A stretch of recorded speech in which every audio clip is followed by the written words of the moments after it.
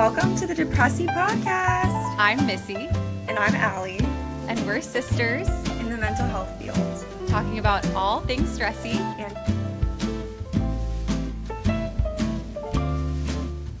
Depressy. Should we do our disclaimer or no? I don't think we need to do disclaimers. Like, we've disclaimed enough. I think we need to do it. Okay, everyone, if you're listening, first of all, hopefully you've listened to every single episode, top to bottom. Just, don't take this that deeply, would be my advice for you. And yeah, we're not your doctors.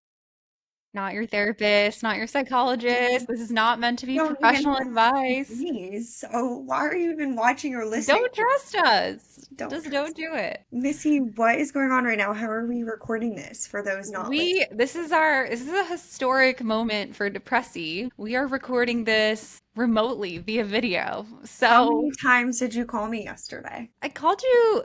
Okay, here's the full story. I called you about 5 times. I'm going to admit, call times 5. However, what's the other piece of info that's critical? Well, so you texted me at 12:39, but the other piece of information that's critical is I was helping Alex move yesterday. Our brother. Yeah, anytime during the daytime, a call hey, would have been nice. My bedtime is 8 p.m. 8 p.m. I mean, it's not like I'm in bed 8 p.m., but I'm in bed by 9 p.m. because the getting ready for bed process starts at 8 p.m. That's when I start feeling sleepy, and I'm leaning into that. So, but you had a good 7 to 8 hours to respond to my message. I didn't see it. And so I have my phone on Do Not Disturb because I'm sleeping, and I get 5 calls. Well, I needed to know how to plan. People were like, what time for this tomorrow? And I was like, I don't know, because we have to record Depressy, and I don't know what time we're doing that. But you know what's interesting to me? It's for me, I'm all right, we'll do it sometime during the day. But for you, you're I need to plan out my day. It would be nice for me to know. Yeah. I don't live like that. What's that like? I gotta do it during the day. I'll figure it out. When I get up and figure out what I want to do for the day. Mm-hmm. Mm-hmm. So walk me through, were you okay, this has to be from this time to this time, then this has to be from this time to this time? I mean, roughly. It ended up being okay because basically, also, do you hear all this clanking in the background? You hear a lot of clanking. One moment. Jacob, your voice. I don't know what's happening. What was he clanking? I think that, okay, to be fair to him, I think that he is meal prepping for us, so I can't be too mad. In my head at first, I didn't remember that, and I was like, is he eating a bowl of cereal? It was to those of you who can hear. Okay, where were we? No, so it actually ended up being okay in a sense because some of my things for today got canceled. So I was gonna have another thing today that they were what time are we doing this? And I was I can't respond. I need to be flaky essentially and not respond to this until I know what time we're doing Depressy, and then you wouldn't respond to me. So then I was and then we're literally we're on the tail end of unpacking, I would say, but I just need it. It's been almost 3 weeks since we've been in this apartment, and I just need to be done. I can't be stepping on random packages on the floor anymore. I can't. So I was we need to get everything done today. So I was just trying to play it all out. But then that other plane got canceled. So it became more whatever. Yeah. You guys went out to breakfast? We did. I know. It's nice. I would say being in New York, which, is a big moment because I didn't know how that would be. But for the just low price of all your money, you can in fact have a great time. So Wouldn't be me. Wouldn't be me. It's one of those, it actually is quite nice. It's just you need to be ready to spend all your money. I actually have no money. I have hit the end of med school, and any money that I had saved, that's not okay, to be fair, I have bat mitzvah money that was invested into an account. Yeah. I have that money. That's it. And whatever was in my Venmo account. That's it. Allie's All-Stars really came through. I had a cheerleading themed bat mitzvah. Mm-hmm. 10% of what was given to me was donated to charity. And then 90%, if you gave me a check for my bat mitzvah, went into an account. And I have that account. And in my brain, I just I can't dip into it. No. So I have like $5. Like when I say like I have enough for rent, almost. Like there was almost going to be a time where I didn't have enough for rent. Yeah. I feel like we could maybe do an episode, I think, if people are interested on finances and like being in these programs. Because I think my first year of med school, I saved a lot of money that 1 year I was working. And when I say like, how much was I making? I made like around 40K, I believe 42,000 a year. So I was able to save a good amount during that time because I literally wasn't spending. If I could go back, I would save even more. But honestly, it's not like I bought that much stuff. But I don't think I realized like, I probably started off med school with $15,000 Yeah. saved, and that had to carry me through Yeah. like every single I month. think we could, okay, I feel like we should get into this episode, but I actually think, I I mean, as long know. as it could be interesting to people, I actually think we could probably do a law and just like, and it's going to be our particular situation with a million caveats about like our lives, but I do think it could be interesting, like if people are interested in taking these paths or even like similar types of grad school paths, like could be, I don't know. Yeah, Let basically, if us you know. need a babysitter, I'll babysit. My rate is $25 for 2 kids, and it's pretty much like between 20 and $25. Because when I babysat like this one little girl who literally I just sat on the couch all night because she was sleeping, like that's $20 an hour. Sure, sure, But if it's sure. like 2 kids, they're both in diapers, that's gonna be 25. Yeah, yeah, But yeah. yeah, hire me in the Philadelphia area. I love Um, kids. okay, wait, without further ado, we should do our stressy depressy segment. Do you have Okay, one? I have like a lot of minor ones. See, I feel like it's always just like a collection of moments. Like today, Yeah, yeah, yeah, yeah. this No, is I think that's the vibe. really It's a tiny wet. violin, like to be clear. My shirt is wet because no matter how careful I am, I get deodorant stains everywhere. So I was like wiping myself down this morning. What Mhm. else? I just feel in general I've been so tired from working like 8 to 5, 8 to 5:30 every day. Let me think. That working. It's just a That tough damn one. working. But then I don't get home. It's like an hour away. Then I have to find parking. No, it really So if is I'm like, leaving at yeah. like 5:30, I get home and like actually inside maybe 6:45. Dinner time, sleep time, my bed's 8 p.m. because Yeah. I have to get up early in the morning. So that's been hard and stressy depressy, but I genuinely do like working in this outpatient office with oh my gosh, with the kids. I'm trying to think of like a real moment that was stressy depressing. I do feel like when I've had real like 9 to 5, 8 to 5 jobs like that, it really humbles me about having children because and I mean, if anyone here has kids, you're like, no duh, but I feel like as if you've been listening to our episodes, you know we both like have baby fever a little bit. Like we're both like, yeah, like we'll be doing that at some point in the next few years.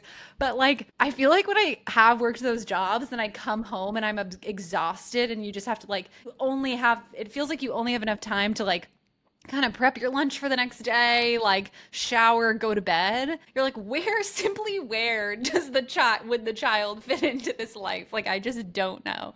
Yeah, It's humbling. It is. I thought I would feel like I had a lot more free time when I wasn't studying, and I do have more free time. But also, I think, and this can kind of go into the topic that we talk about, Oh is that yeah. I feel like in general, I do a pretty good job of balancing work-life balance, where when I was home, I wasn't doing a ton of work when I came home from rotations for the most part. So I don't feel that big of a difference. Yeah, that's interesting. Definitely still does take a level of like just stress to a Yeah. load of like figuring out what Yeah, you're gonna no, be that actually questioning does and make stuff. sense. But yeah, I would say I have to have like one good stressy depressy of the week. I would say my stressy depressy of the week is not being sure if I made the wrong choice about getting the progressive lenses, the bifocal. Yeah.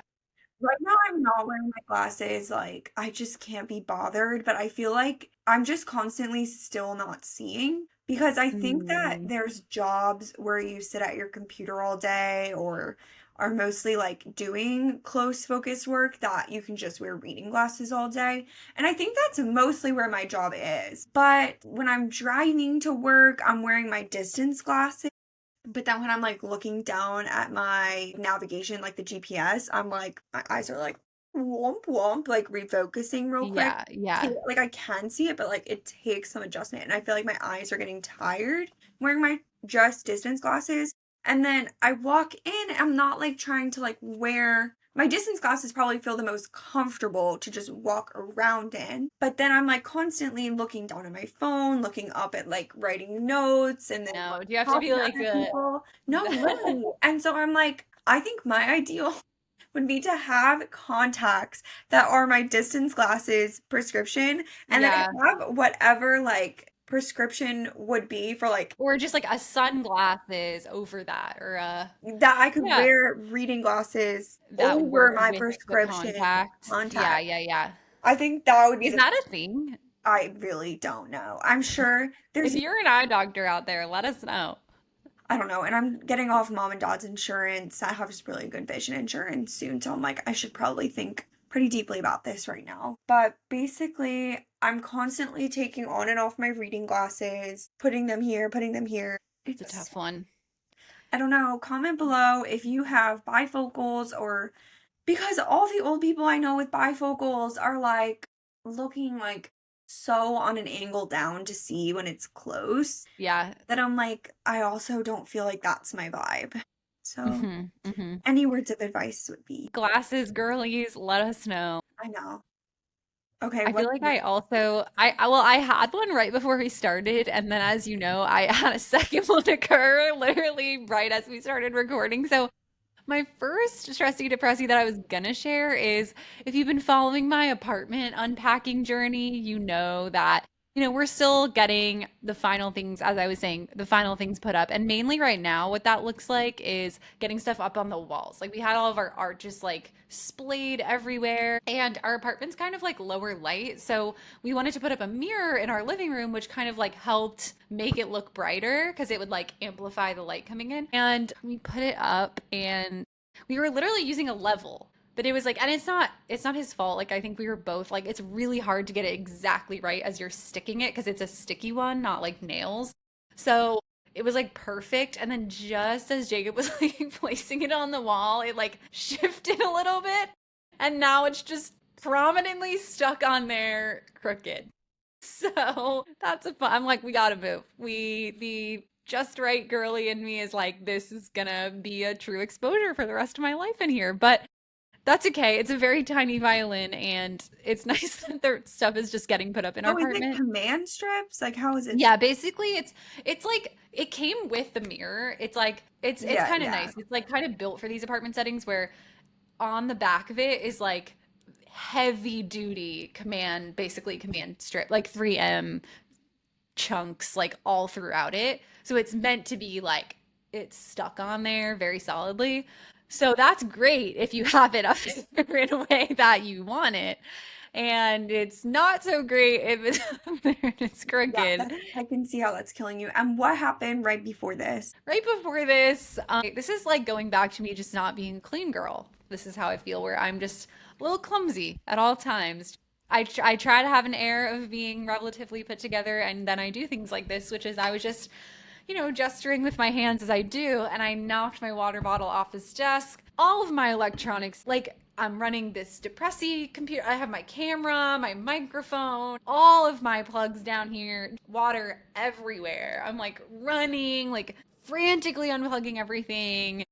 We had to get a little bit of a late start with this episode. So, just It's so it's interesting because you just have this place in your brain that you go to pure panic. And if I'm like, it's fine, like I always say this thing to Missy where like this is a Hannah Montana episode or like a Disney Channel episode because there'll be this, you know how you're watching Hannah Montana or some kind of Disney Channel thing and they have some conflict and then it's always resolved within 30 minutes. Actually like 22 minutes with commercials, like it's It's like the resolved. biggest conflict in the world, and it's like, Yeah. oh my God, 22 minutes later, they have literally done a That's how I 180. feel all the time watching Missy's life is she'll It's, be in these extremely stressful moments and I'm like, in a couple minutes, this will be fixed. So I'm like yeah. watching you freak out about this water thing and I understand that that is stressful. And I would be like, oh frick, and like go and grab like a towel or whatever. But you enter like a the world is ending mode. Like if I try to be like, oh my God, Missy, it's gonna be okay. You're like, Yeah, I go that into Missy comes out. Like I'm about emotion to mind. kill you. I'm gonna kill everyone in my sight. Like I'm the like, I guess anger. we have to just end the podcast for good. I guess No, that's where yeah, we're at. you go to the most dramatic. I'm not saying that I don't have bad coping mechanisms at times, but I would say you get so like the anger that builds in you when things go wrong very quickly. I'm like, I get scared, and then I'm like, literally, Jacob like entered for a second, her husband. I was like, Jacob, help me. It's like a joke, and you're like,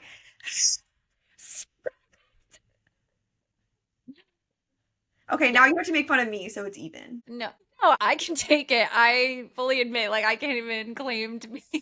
And we can, like, we can introduce this concept maybe in a later episode, but I totally go to emotion mind, which is like basically like it's just kind of like a framework of thinking about those times when you're like, logic has left the building. Like, my brain in those moments is like, I think maybe it's just like I go into go mode, but unfortunately, and this is like obviously a reflection point for me, like the people around me are caught in this like very like short term, but like hurricane that's occurring where I'm like I would springing into describe it like a action hurricane.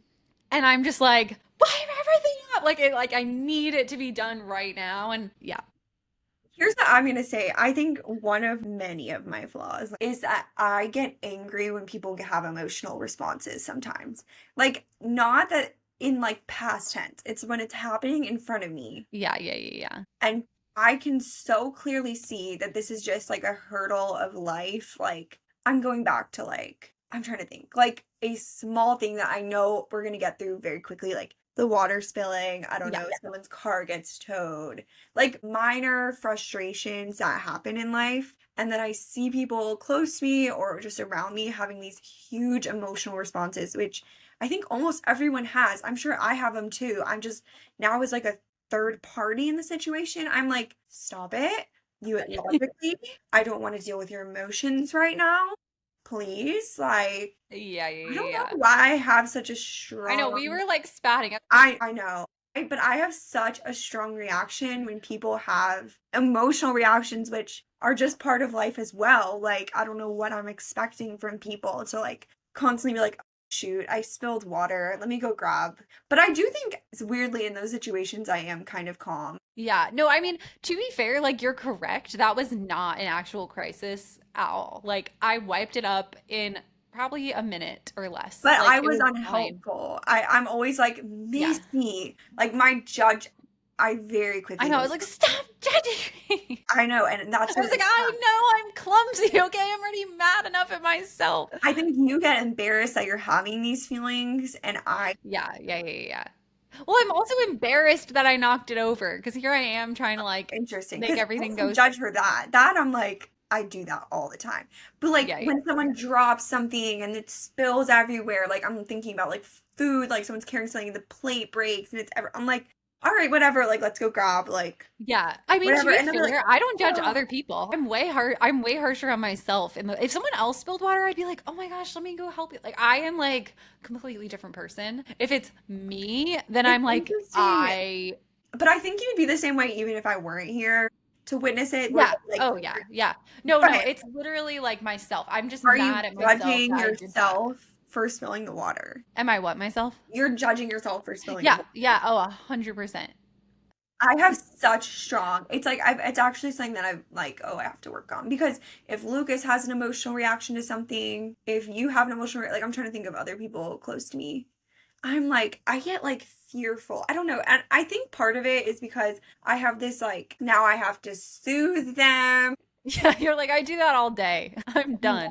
I don't know what it is. I just like Yeah. I'm like stop having an emotional reaction right now. Let's just Like, deal with it. It's not that big in well, you can 22 probably minutes. see logically that like it's gonna be okay. And so you're like, let's just skip to that part where it's fine, you know? I just feel like I don't for whatever reason, I have very illogical reactions to many things. I would say the biggest thing that I have illogical reactions to is like procrastination and like paralysis around like Yeah. certain tasks start getting started. Like catch me having like a panic attack trying to like do something that I put off. Like I would say that's my biggest hurdle in life.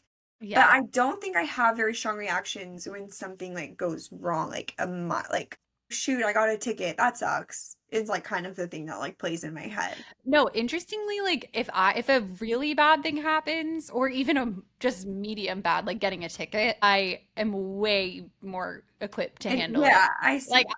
I sort of calibrate. It's almost like in these small crises, like it's almost, I don't know, if I were to go deep, it's like to probably like motivate myself to like fix it right away because it isn't that big of a deal. I have to like make it a thing, you I know? know, Like I'm and I'm like, it's like fine, Missy. Like I you're know. gonna be It's okay. spoiler. It's fine. It's fine. Okay, I feel like Hit it. we could talk all day about this. We should talk about today's topic. Fine, a good 20 plus minutes in. Okay. What are we talking about today? I was thinking of talking just to giving people like an idea of what it is that we do all day in our programs. I feel like That's even fair. people close to me are like understandably quite confused about what I do. And part of that is also changed from year to year and can Yes. be different in different programs that are like similar to this. So I feel like it would just be helpful for people who either if you're just curious what it is that like a psychologist and psychiatrist go through in training, or if Mhm. you're thinking about taking these paths yourself, I don't know, thought it would be nice to like just provide a No, window. no, for sure. When I think about like, I don't follow a lot of like quote med influencers, but the ones I appreciate the most, honestly, I don't love the like day in the life of blah blah blah blah because I'm like Yeah, yeah, those yeah. like the most perfect studying, or even if I it's know, I like, know. it's too Yeah. me. I love the people that are like real in the moment. So sorry for not giving that to you, but I can definitely. I also relate to the like people constantly being like, wait, what are you doing now? Because the landscape of what you're doing in medical school does change from year to year. So I'm constantly at different sites or different parts of the degree or like doing different things. And I feel like I didn't even realize like probably before I was like applying what the difference between like different years in med school was, what you can plan for, what, yeah. And I remember I don't talking to think, a yeah. or someone applying recently, and they're like, "Oh, so they give you off between first and second year? That's really great that your med school does that." And I was like, "Oh no, that's like every med school." But like, you Yeah. don't know that. Like, how are you supposed to know? Like, I'm sure there's some med schools that don't do that, but it's pretty standard. So Yeah. yeah, I feel like we can talk about our day to day. Yeah. Do you want to go first? Sure, yeah. I would say right now, fourth year is much chiller overall than the rest of the years. So I can start right now and then I'll go back. But Okay. fourth year is your last year of medical school. You've done all of the like major requirements of what is needed to apply to residency. The applications are due in like the end of September. You need letters of recommendation and certain like you're writing your application, and the grades from things that you do in fourth year are important for that, but you're not studying for any tests that are specific to the rotations you're doing. Whereas in third year, every single rotation that you do, whether it's like surgery, pediatrics, whatever, you take an exam at the end of that block. So right now, my day, it does not include study. I get up. Right now, I'm working on an outpatient pediatrics office. I get up, I drive my little patootie to work. It takes me like 40 minutes in the morning. I get there and pretty much working all morning, seeing patients, calling back about labs, writing notes, things like that. Take my lunch, yum, yum, yum, work the rest of the afternoon. I drive home, and then the rest of the day is for me. Like, I can do whatever I want. Caveat being, like, if I were like a super great med student, I would be like working on my applications, but For residency? for residency. But I see that as more of an August task, like in my mind. The future Alley task. Well, by the time this comes out, it'll be later. So yeah, I mean, if you're a true Depressy fan, you know that we record these early, at least for now, in the beginning. Yeah, I just cannot be bothered like to do more than a certain amount of work in one period of time. So, yeah. But previously, what my days looked like. So, I'll go back to the beginning of med school. So, the Well, first, how many years is med school in total? med school is 4 years. So, I'm in my Okay. last year. Yeah. So, Yeah. the first two, 1.5 years in med school are just in the classroom. I mean, there's opportunities to do certain things in the hospital, but in terms of, for the most part, things that you're graded on, it's you go to class, pretty much every day and you're studying. And we would have quizzes every Friday, and then we would have an exam pretty much every 6 weeks on whatever block. And when I say classes, it's not like I'm taking like a biochemistry class and a physiology class. It truly is just an integrated, like, you have class. Every single medical student in my year would go to the same class taught by different people like in the fields, and there would be threads of like biochem and pathophys and things like that, but I'm not enrolled in different classes. It was just like I go to my medical school classes and it's everyone's in the same You're room. sort of just like given like a schedule, right? Like, okay, show up at 8 a.m. and that. Yeah, so it would be like 3 times a week we had classes. Twice a week we had like small groups where we would like go through things and like do pretend cases and stuff. And then integrated in that were like a bunch of just like side quests, as I call them, where you're like balancing all this stuff. We had like a lot of like clinical skill sessions where we're like learning how to do different exams and like yeah, it was like a pretty busy time. Oh my gosh, I'm like thinking back to that. Like you could not pay me enough money to do that again because it was very, while it was very busy, it was also like unstructured. There was just a lot of time that you need to study on your own. But I will say I just didn't do a lot of studying on the weekends, whereas I think a lot of fellow med students did. I feel like it's funny because it's all relative. Like, I think in my program, well, I can get into this with when I talk about me. We don't really take exams, so I could do work on the weekends, but not really study. And I felt like you would study on the week. Like I was like, oh, you really have to like study on the I weekends. But know. probably compared to other med students, maybe. I don't know. Yeah. Other med students just were doing everything and able to maintain a certain level of stamina that I feel like while I did increase my stamina for studying, I never got to like the self-discipline or the willpower or whatever to keep a steady state of studying because they would take breaks, but I'm like, oh, I can't afford to take a break, so I have to study today because I like took a break a lot of other times. And I would Sure, get sure, sure. behind and I would have to catch up. And so then I was studying on the weekends. But like, Yeah. I definitely studied less than, and it's not like, I mean, I would always do around the average. Like, I Yeah. felt like though it was so important for me to just have my life outside of medical school. Yeah. I don't know. And then, yeah, we can go into like, I had things going on during that period of time too. Like, especially literally the whole preclinical phase. So, yeah, I was just studying and I didn't do anything. I did like a little bit of research over the summer between my first and second year of medical school. Third year, so you take step one, which is your first board exam. And so I took that End of March. second year, right? Or no. Yeah, end of your second year. Yeah. Yeah.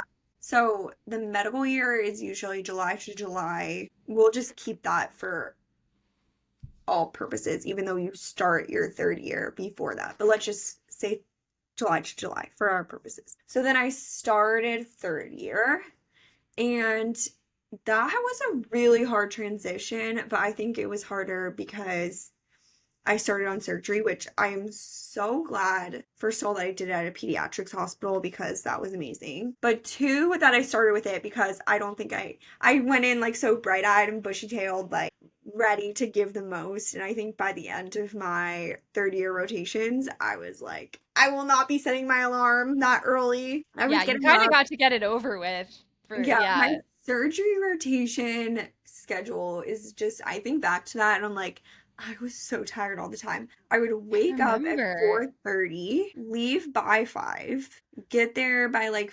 5:40 because it was the children's hospital was a little further. Get there by 5 like 40, I would say, and then change into my scrubs, go to morning report, kind of like a pre-rounding thing, and then we would pre-round on our specific patients as medical students, then go round at 7 with the team. All of this, like you've had to like kind of prep for whatever surgery you're going to be in as well. Like, so like, oh, I know there's a gallbladder removal, so I need to know like the anatomy of that if they ask me. But they were pretty good. They didn't pimp a lot at my location, which was nice. What does that mean? Pimp is like kind of an old-fashioned way of like asking questions, but in a like there's different ways because I do think it is like important to see like to teach medical students, but it's kind of like a Socratic way of teaching of like, what is this? But then sometimes the point of it can be like embarrassment in front of others. I would say that is less so now, but I think the word pimping is used a little more loosely now, where it's just I like, can't get over that term. You're like in a no, it's children's like hospital. They're like, we're just gonna pimp. it's like Like, asking questions about things, but sometimes it goes very in depth, and you're like, I am new here. This is my first time in yeah, OR. Why yeah, are you yeah, asking yeah. these questions? And it just can get very stressful, and it's sometimes Yeah. not asked in a kind way, Yeah. which is It's like where, meant to like put you on the spot, like a cold yeah, call kind of situation. Yeah. yeah. But I was not put in a lot of those situations. So then I would go into surgeries, and surgeries were different times. Times I would be able to get out around lunchtime. Sometimes we had surgeries that took all day, and I would be in there for 8 hours. I would usually leave the hospital around maybe around like 5:36 would usually be when I got out. So I'd get home around 7, but I was so tired because I was waking up at 4:30. So I would eat dinner. And the thing that was so hard about it was I also had to study. Yeah. And it was my first shelf exam that I was studying, which is the end of block exam. That was 6 weeks. So Like, every like clinical rotation yeah. basically. And so I So I didn't, feel like we should like also say, I don't know if we ever said like third year, and maybe this is clear, like you were just rotating through clinical yeah. rotations. You were no longer in the classroom. Your classroom was these different rotations you were doing, and at the end of each one, like surgery, OB-GYN, pediatrics, like you would take an exam, and your first one was surgery. Yeah, exactly. And so I didn't really have like the buildup of knowledge that you get when you're like halfway through the year where you've like taken a lot of these Yeah, shells. you Like know how this there goes. is overlap. There is like you're learning a little like whatever. And so I'd be like, okay, I'm gonna study during the weekends, but then I was exhausted. I remember I would literally sleep all day. I would wake up probably around 10, go eat breakfast, get back on the couch. Maybe by 11 to 1, I was taking a nap. Yeah, I And remember then that. I'm like, I have to clean. Like, there's like, you still have your life. I was Yeah, cleaning. I remember prepping for your wedding. Like, I I was prepping for your know. bachelorette party. There was things like that. So I'm like doing that in the OR, like texting people. I just, oh my gosh. And then, so I'm like doing laundry, all this. I would get back in bed pre-dinner or back in couch, sleep from like 5 to 6, eat dinner, and then go back to bed. Yeah, you were so sleep deprived during that I am time.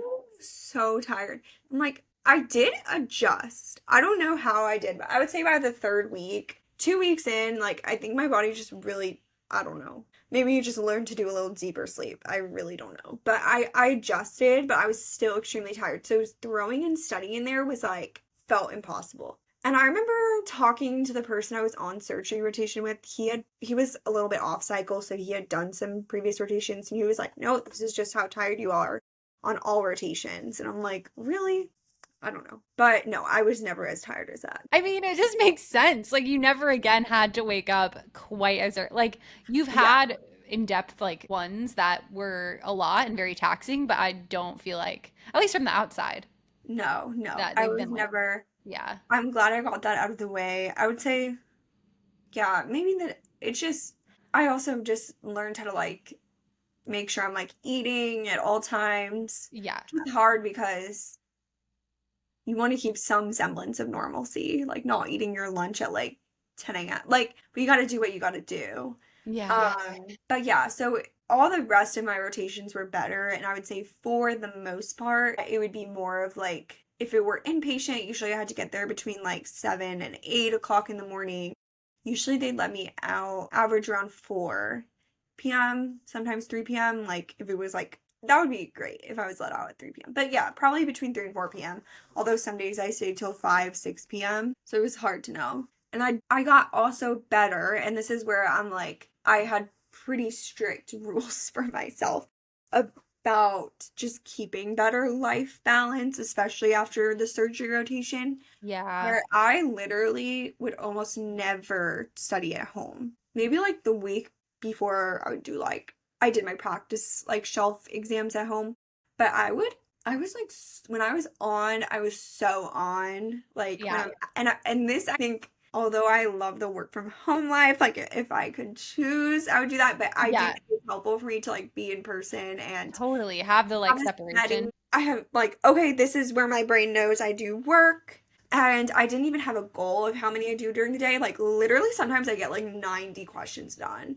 Sometimes because there is like a good amount of downtime sometimes on inpatient rotations. There'll be like times where you can just crank out like questions. Other times Yeah. not so much. So I wouldn't be like, oh, I have to get X amount of questions done a day. Right. And I pretty much like would get the goals. Like I almost always finish all the questions after the surgery rotation. And so I almost never studied once I got home. I didn't ever study on the weekends. My goal for the summer was to like go to the beach every single weekend I could. And I Yeah. did that. Unfortunately, this summer it's been raining a lot, which is very Yeah. frustrating to me. Did you go yesterday or no? No, it was raining. And maybe I should have Yeah. checked for today, but I don't even want to be disappointed that I should have gone I today. think maybe it's gonna rain today too. I can't tell. Anyway, Yeah. next weekend we are going to the beach. I love the beach. I love swimming in the ocean. I love being a water baby.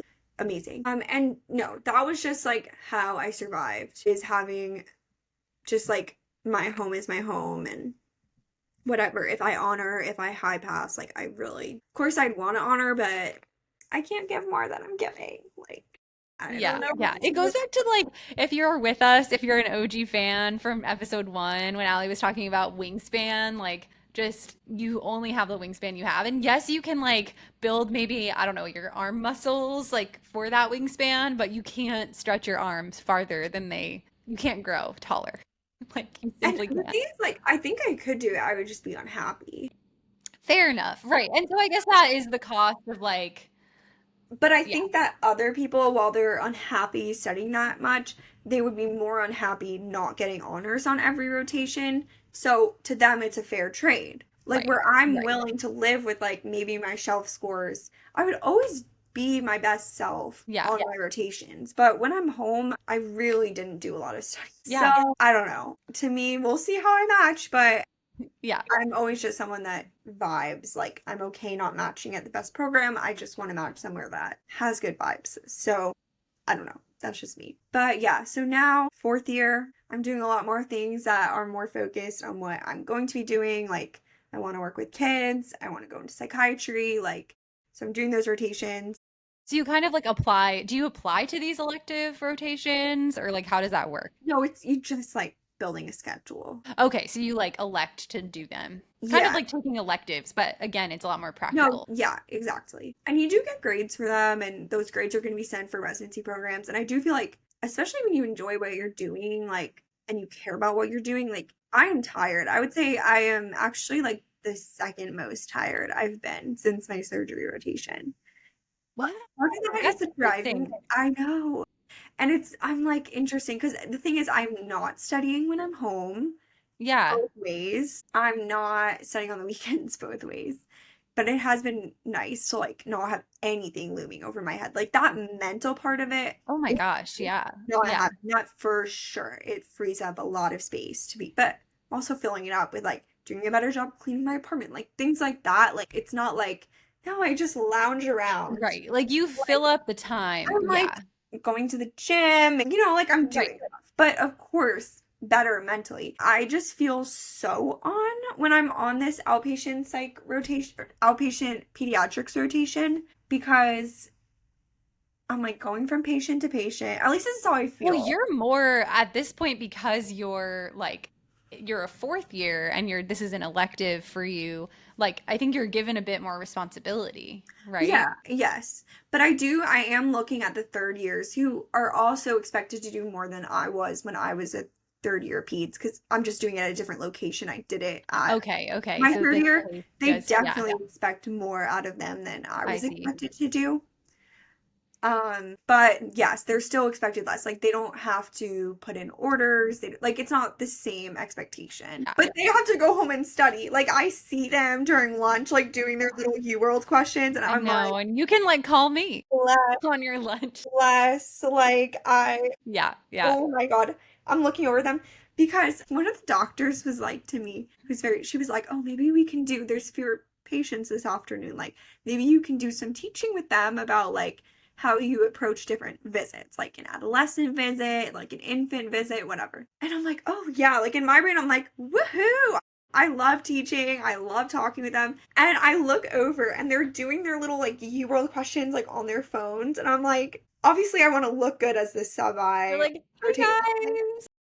any questions and like obviously they're just trying to You're like like, "No." survive. I'm like, can you just have like a couple questions so I look useful? Otherwise, I'm literally just sitting here. But yeah, so I do have a lot of freed up, but I am like so invested in these patients sometimes, and they have it's an outpatient office that serves a lot of very low income patients. So there's a lot of social needs that can be just add a lot of layers. It's not just like I'm treating your ear infection or your asthma. It's like this mom is coming in, can't afford the asthma medication for her Right. kid. Like Right. it's like 10 layers of like how do we get this kid healthy? So that has been Which very I good. bet, I mean, those kinds of things, I'm curious what you think. I always think about like, yes, it makes your training like it's hard to do those things on your training because you're still learning how to do the like, okay, how do I treat the asthma? But I'm also doing these other things. But I actually like do ultimately feel grateful for that because I feel like if not on my training, like that would be so much harder to navigate when like I'm the person who's in charge, having to figure out all of these systems Yeah. on my own. Like I think it's nice when you actually get to like someone walk you through that a little No, bit more. truly. Like you learn the smallest things, like literally for your asthma medications, if you prescribe two pumps or two inhalers, it'll Yeah. be covered. If you prescribed one inhaler and then sent another same prescription, Right. another inhaler, it won't be covered. Like it has to be in the same Okay. order. Like there's small things that you learn just being like Right. swinging Yeah. of like, oh, what things like it's so stupid. Like why would a child's asthma medication that costs like 2 cents to make ever be something? But whatever. Yeah. Don't have to get into We could that. get on a soapbox about that. But yeah, yeah. Yeah, so anyway, I do feel like very drained and tired at the end of my Yeah. day, but I feel like I'm getting through it because I know it's only 4 weeks. Like I only have 2 weeks left, and I Yeah. know I only have the responsibility that goes up to like a med student level. I don't have to like carry it with me for that long, and I feel like Yeah.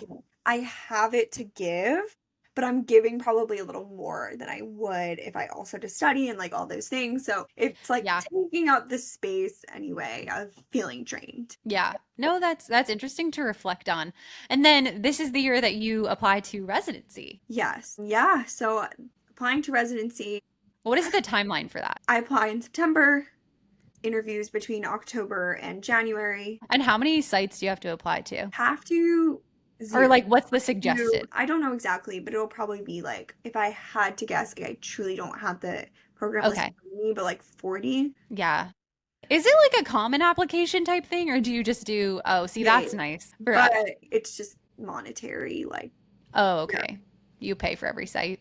Got it. But yeah, another thing I did apply to like some aways. I didn't get any, which What's I in a way? an away rotation is where it's kind of thought of as like an audition rotation. So you apply to do a sub-I or like a sub-internship, your more intensive fourth year elective that you do during your fourth year at another institution that you might want to do residency at. With the idea of like you network and you put your Yeah. face out there and then you also learn about that program. I didn't get any, but I truly feel like I just don't feel sad enough to like apply to a bunch more, if that makes sense. Like, I'm like, I think I would rather just be home this summer. I don't know. I can't tell if I'm being too chillaxed about this, but I just also am like, I can't be bothered to like play these games. Like I'm Yeah. like, I did it, I applied to them, I didn't get it. What else do you want from me?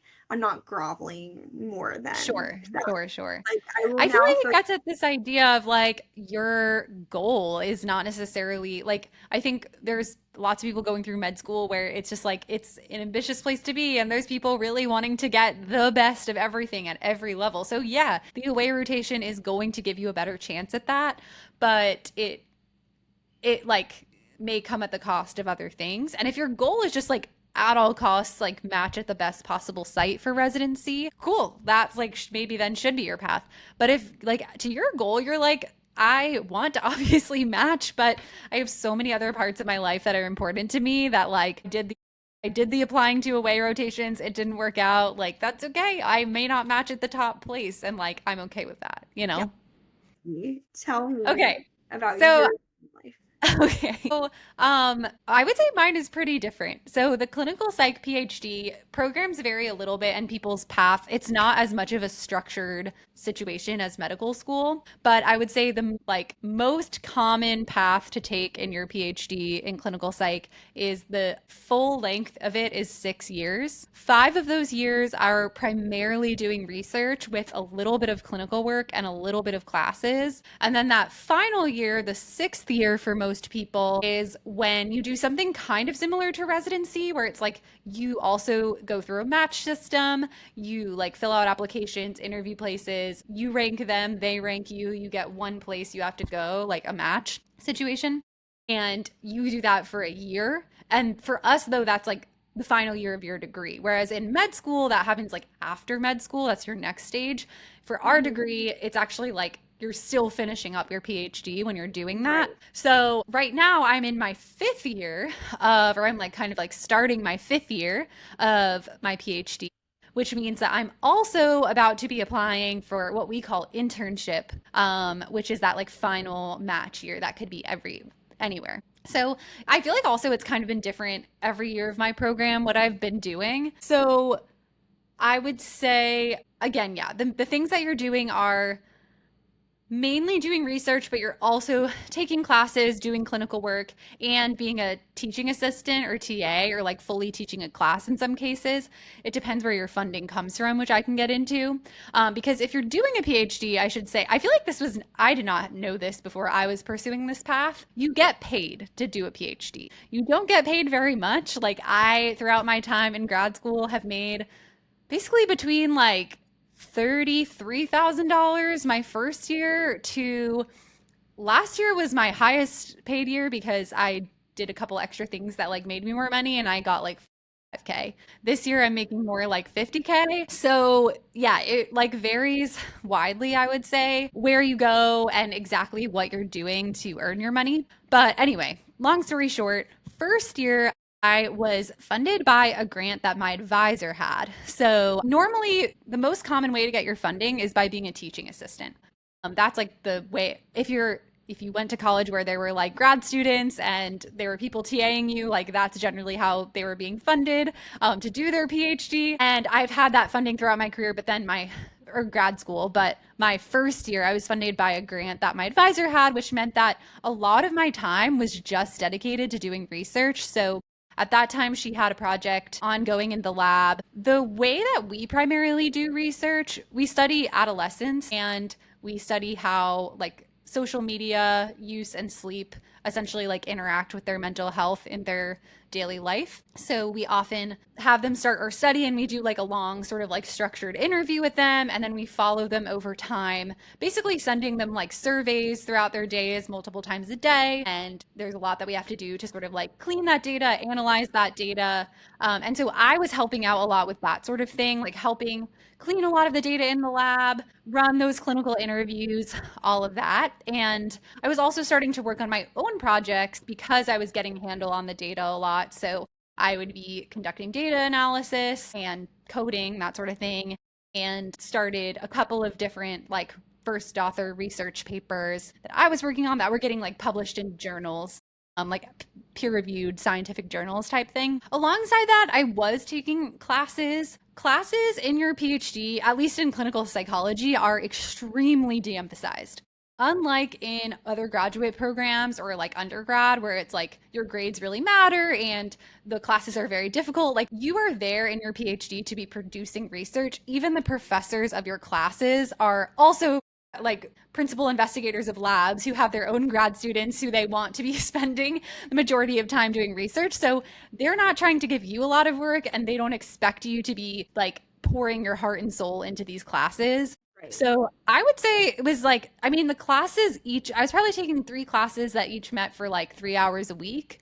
And then outside of that, it really, sometimes I would barely, maybe an hour additional work a week. Sometimes there was more if there were like more assignments due. I was taking at that time like an intro level class called like adult psychopathology, which is just like a fancy word for saying like different diagnoses that like clinical diagnoses that adults can have, and a statistics course because statistics is like a huge part of what we do. Again, I feel like I didn't really know that going before taking this path, how much like data science is a part of our work. So I was taking a statistics class. I'm trying to think like what other, I honestly can't remember What what the I other will class say, was. Missy, is you know how you always say like, "Oh my gosh, when's her last exam?" She's always saying this is the last thing. I feel like you were constantly saying this is the last class I have to take. Really? Yes.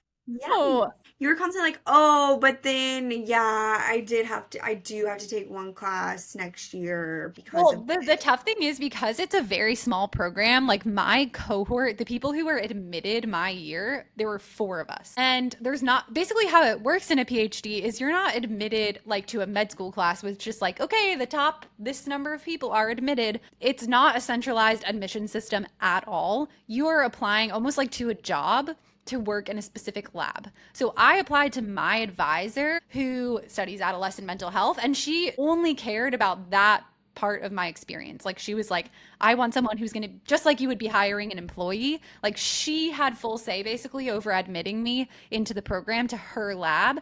And so the way that it works is that, all this to say, like only a few students get admitted each year to be working in different labs. There's only like so many, I think off the top of my head, there might be like six professors in my whole program, and they don't teach every semester. So it's not like in med school where it's like first year you take this, second year you take this. Like it's basically like different points, different classes are offered, and eventually in your 5 years, all the boxes are going to get checked. At sometimes, depending on when people enter our program and like when professors are teaching things, they have to be taking classes the entire time. For me, I got very lucky, slash, I was a little stealthy with the way I met my requirements because I just wanted to get the classes over with. They're not, again, they're very de emphasized and they're just like, you got to check the box. So I really wanted to be done with classes my third year, but I think that's maybe what you're thinking about, that I thought I was going to be able to be done. And then there was like something that wasn't offered. So then I had to continue into fall semester of my fourth year. And then I was actually done with classes. So first year, that was kind of what my time looked like. Second year is when you start doing clinical work in our program, which we have an in-house clinic, which is just like a clinic at where I like go to school, and people from the community as well as like undergraduate students can come to that clinic for psychological services. And we take on two patients. So like just to give you an idea, I feel like a lot of people kind of think that my full time is just like seeing patients in a PhD program where your primary goal is research. Like, again, even second year, I was seeing two patients throughout the entire year. And you get a lot, it takes a lot more time when you first start because you really want to be prepping. You meet with your supervisor for like hours each week to like make sure you're doing, you review, like, you record the sessions with the patient's permission, of course, and kind of go through it with your supervisor to ensure that you're doing a good job. But still, again, it was a small percentage of my week that I was actually doing clinical work. Third year, and throughout all of this, you're continuing to do research. So, like my second year, I did my master's thesis, which I ended up publishing. And then third year, I started a more formal, what we call like clinical practicum, kind of similar to a rotation, but it's usually longer because you're seeing people for like a full course of therapies. You might be there for a year, or even this one, I was there for 2 years. That was at a family medicine clinic where basically it was kind of cool. I saw patients who were just going to their primary care doctor. So this could be adults or adolescents or even like older kids sometimes. And they may or may not be aware that they could benefit from therapy. But what was nice was it was like integrated into the office. So if the primary care doctor thought this was something they could benefit from, they would ask them like, "Hey, is this something you'd be interested in?" For example, people might come in and they'd be like, "Sometimes I think I'm having a heart attack," and they would get a full like cardiac workup, no issues that could be seen, and their primary care doctor might say, "I think you might be having panic attacks," for example. would you be interested in, here's Missy, like interested in seeing her? Have total freedom to say yes or no. And from there, though, if they were interested, we would see them for therapy and get to teach them skills to kind of manage those experiences. It was nice because I feel like I got to see a lot of people who never would have considered going to therapy had it not been for that experience. And it was also totally free. So it was a community clinic, which served a broad population, including like the whole income spectrum, but I would say definitely skewed more toward lower income patients. And so it was really nice to just be able to, again, like some people might have thought, okay, like I'd be interested in therapy, but I can't afford that. And it was nice to be able to serve them. And then in my fourth year, I added on a second practicum. To give you an idea, third year, I was just doing clinical work 1 day a week. Like I would go in from like 8:30 to 5, work at this clinic, and that was the only clinical thing I did in my week. The rest would be research or courses a little bit. Fourth year, I added a second practicum to get more clinical experience. So I worked in a school serving mostly children who had experience. It was in a community where there was some like gun violence and just sort of like different traumatic things that were semi-common unfortunately, among the kids who were attending that school. And so essentially there was this program that was developed to provide like in the school free services integrated into their school environment, trauma-based services for these kids. And so I did that 1 day, an additional day a week. So like in my fourth year, I was doing 2 days a week of clinical work. That was the most clinical work I've done throughout my entire time. And I was also really not taking classes anymore. So I took one class That's in what I my, said. Yeah, you're so, oh, that was the fourth year. yeah, in Okay, my go fourth on. year, I took one class One in the class. fall. I know. I feel Yeah. like the whole time you're like, I'm gonna be done, and then you weren't I done. know. Well, I really thought I was going to be able to be done my third year. And it was basically about like, I thought something was going to count for a requirement and then it wasn't. So I was like, okay, but I did finish it finally. And it's honestly, it's nice because again, sometimes people in our program, depending on the way they structure their courses, and you have a lot of freedom and flexibility to structure your courses and clinical work like how you see fit. Essentially the way that it works out for a lot of people is ending up taking courses throughout their entire time in grad school, and I just like really prioritized wanting to be done, which worked out better than for most, but it's still a lot. Anyway, yeah. So first and second year, I did not have to teach. I actually taught over the summer, which is how I made like a little bit more money. And then I was just doing, again, I was funded through my advisor's grant. So I was doing a little bit more research like for her in addition to like for myself and my own papers. Then third year, I was funded by a TA-ship. So I was like during the week, like teaching a course to undergrads on like how to write scientific papers basically. Then, which is how I started making a little more money, I got a summer teaching job that pays like pretty decently with seniority. So now I teach statistics to undergrads and that pays more. So that's how I started to make a little more. And I also, one of my practicum clinical placements, fourth year, the one at the school, paid a little bit. So that's why I'm not making that money now my fifth year, but it was nice. Anyway, we can get into finances in another episode if people are interested. But anyway, fifth year is a lot more flexible for me. I'm all done with classes. I'm teaching this summer, but I'm not going to be teaching next year because I have my own grant funding now. I'm funded by the National Institute of Health to do my dissertation. And so I'm pretty much just working on collecting my dissertation data and doing that data analysis. I'm also spending my days now starting to apply for internship. So that's writing all those essays. Also, unlike with residency, we don't really have a common application. Like there's some shared essays, but you pretty much have to write a different personal like cover letter for every single place you apply. So that just takes a little more time. And 1 day a week, I go into my lab to kind of have more meetings. And I'm doing like a couple of hours a week of clinical work.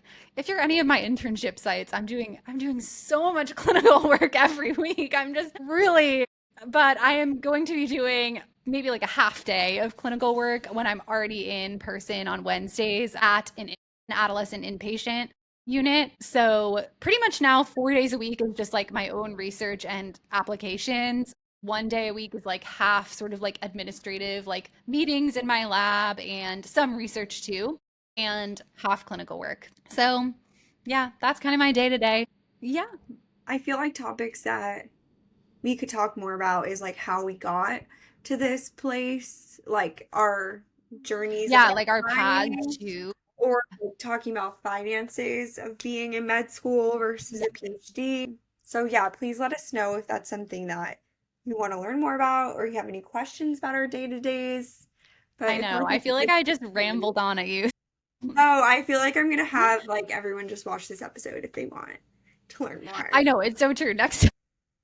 I'm just gonna have Next it time a family member is like, "So do you spend all of your days doing clinical work?" I'm gonna be like, "Listen to Depressy," and because leave a comment. the real reason we're making this podcast because we get all these. Yeah, no, but truly let us know if there's anything that could be helpful to. If you want to see more things like this, because I feel like we could dive deeper into like different parts of our work, like what clinical stuff looks like, research, like what does it look like to be doing all this, or any part you want to hear more about, just let us know. Remember, if you enjoyed this episode and you're listening on Spotify, give us a 5-star rating, give us a comment because we want to interact with you and share it with your friends. If they're interested in psych, if they're a little stressy, depressy, like give it a share. Okay. All Bye right, guys. bye Thanks for everyone. listening.